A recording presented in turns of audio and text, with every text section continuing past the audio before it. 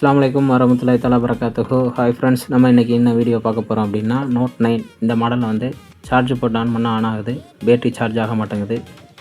சார்ஜை கலெக்ட் பண்ணால் இப்போ மொபைல் ஆஃப் ஆகிடுது. ஸோ இந்த வேலை எப்படி பண்ணுறதுன்னு நம்ம பார்ப்போம். இதில் வந்து பேட்ரி மட்டும் தான் கம்ப்ளைண்ட் வரும். ஸோ பேட்ரி இந்த மாதிரி தான் ரிமூவ் பண்ணணும். இதை ரிமூவ் பண்ணிவிட்டு நம்ம டிசி மீட்டரில் எடுத்து பார்க்குறோம். டிசி மீட்டரில் கரெக்டான அளவு எல்லாம் காமிக்குது. ஸோ பேட்டரியில் வோல்டேஜ் கரெக்டாக இருக்கான்னு செக் பண்ணி பார்க்குறோம். வோல்டேஜ் கரெக்டாக இருக்குது. ஸோ அது காயிலில் தான் பிரச்சனை இருக்கும். ஏற்கனவே நம்ம இந்த வீடியோ போட்டிருக்கோம், காயில் மட்டும் மாற்றி கொடுத்துருக்கோம். புதுசாக பேட்டரி மாற்ற தேவையில்லை. இந்த மாதிரி ஒர்க் வேணும்னா நீங்கள் அசி மொபைலை கான்டாக்ட் பண்ணிக்கோங்க. நம்ம அசி மொபைல் வாட்ச் அவுட்டலுக்கு ஏற்ற மாதிரி இருக்குது.